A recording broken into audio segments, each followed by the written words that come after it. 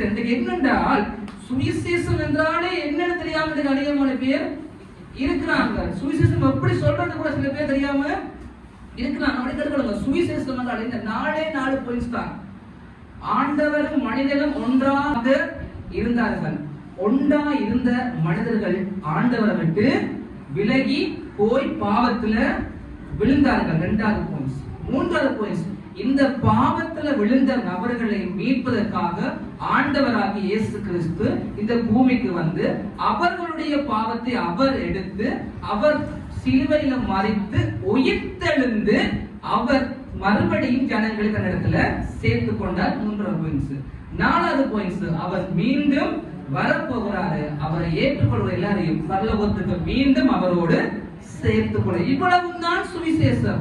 இதை விட்டுட்டு இந்த சுவிசேஷம் நீங்க பெரிய மணித்தியாளர்களுக்கு 2 மணித்தியாளர் 3 மணித்தியாளர்கள்லாம் பேச வேண்டிய அவசியம். இதை நீங்க சுருக்கமா அழகா உங்களுக்கு புரிஞ்ச விதத்துல நீங்க அவங்களுக்கு விளங்கப்படுத்த வேண்டியதுல சொன்னால் போதும். இதுதான் சுவிசேஷம். இத சுவிசேஷத்தை பிரசங்கிக்கும் பொழுது எப்படி பிரசங்கிக்க வேண்டுமா? சமாதானத்தோடு சொல்ல வேண்டும். எப்படி சொல்ல வேண்டும்?